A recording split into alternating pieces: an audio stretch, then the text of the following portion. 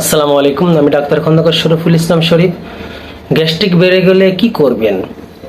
প্রথমত আপনারা সকালে বাসি পেটে পানি পান করুন। গ্যাস্ট্রিক দূর করার জন্য প্রতিদিন সকালে ঘুম থেকে উঠে প্রচুর পরিমাণে পানি পান করুন। যাদের সমস্যা নেই তারাও এই কাজটি নিয়মিত করতে থাকবেন।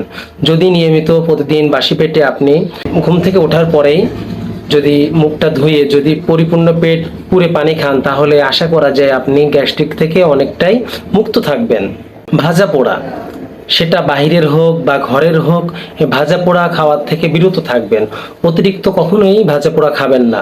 অতিরিক্ত ভাজা পোড়া গ্যাস্ট্রিকের অন্যতম কারণ। তাই ভাজা পোড়া যতটা মেনে চলা যায় ততটাই ভালো। আর বিশেষ করে ভাজা পোড়ার ক্ষেত্রে বাইরের খাবার কখনো খাবেন না। যদি কখনো আপনার ভাজা পোড়া খেতে ইচ্ছা হয় তাহলে নিচে ঘরে বানিয়ে এবং ভালো তেল দিয়ে যদি আপনারা সরাসরি খাঁটি সরিষার তেল খেতে পারেন তাহলে আশা করা যায় অনেক উপকারে আসবে। আসলে সরিষার তেলের অনেক গুণাগুণ আছে, কিন্তু সরিষার তেলটা খাঁটি সরিষার তেল হতে হবে। যদি পারেন নিজে সরিষা সংগ্রহ করে সেই সরিষাটা ভাঙাবেন তাহলে আশা করা যায় অনেক উপকার হবে। নিয়ম মেনে খাবার খান।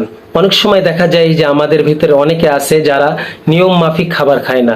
সকালকার খাবার দুপুরে খায়, দুপুরকার খাবার বিকেলে খায়। এইটা খাওয়ার কারণেও কিন্তু গ্যাসের অন্যতম একটি কারণ। কারণ অনিয়মিত খাবার খাওয়ার কারণেও কিন্তু আপনার গ্যাসের কারণ হতে পারে। তাই আপনি যখনকার খাবার সময় মতন যত কাজই থাকুক সেই কাজটা বাদ দিয়ে আপনি আগে খাবারটা খেয়ে নেবেন, তাহলে আশা করা যায় গ্যাস্ট্রিক থেকে আপনি অনেকটাই নিরাপদে থাকবেন। শুধু তাই নয়, যদি কেউ অনিয়মিত খাবার খায় তাহলে এর কারণে কোষ্ঠকাঠিন্য হতে পারে এবং এই কোষ্ঠকাঠিন্য থেকে পরে পাইলস হওয়ার সম্ভাবনা আছে। পেট খালি রাখা যাবে না, অর্থাৎ যখনই আপনার ক্ষুধা লাগবে তখনই অবশ্যই আপনি একটু খাবার গ্রহণ করবেন। এতে করে কি হবে, তাহলে আপনার গ্যাস সৃষ্টি হওয়ার সুযোগ পাবে না। কিন্তু আবার এটাও আপনার মাথায় রাখতে হবে, পেট খালি রাখতে হবে না বলে আপনি যেন পরিপূর্ণ আবার পেট ভরে খাবেন না। যদি আবার অতিরিক্ত খেয়ে ফেলেন তাহলে কিন্তু আপনার ক্ষতি হবে এবং সেটার থেকেও গ্যাস হওয়ার সম্ভাবনা রয়েছে এবং আপনার শরীরে অস্বস্তি লাগতে পারে। তাই খাবার পরিমাণ মতন খান এবং পেটটা সবসময় চেষ্টা করবেন একদম খালি না রাখার।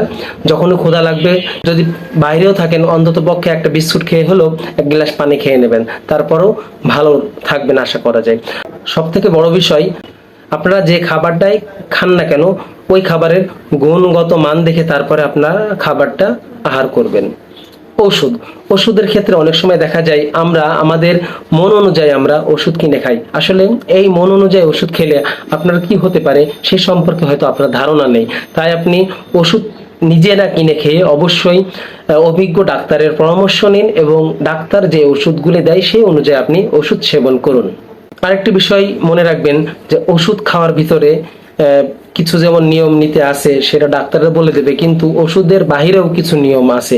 সেই নিয়মটা যদি আপনারা মেনে চলেন আশা করা যায় আপনারা গ্যাস্ট্রিক থেকে অনেকটাই দূরে থাকবেন। প্রিয় বন্ধুরা, আজকে এই পর্যন্তই। আগামীতে আমি আবারও গ্যাস্ট্রিক সম্পর্কে নতুন কোনো ভিডিও নিয়ে আপনাদের সামনে উপস্থিত হব। সকলে ভালো থাকুন, সুস্থ থাকুন। আসসালামু আলাইকুম ওয়া রাহমাতুল্লাহি ওয়া বারাকাতুহু।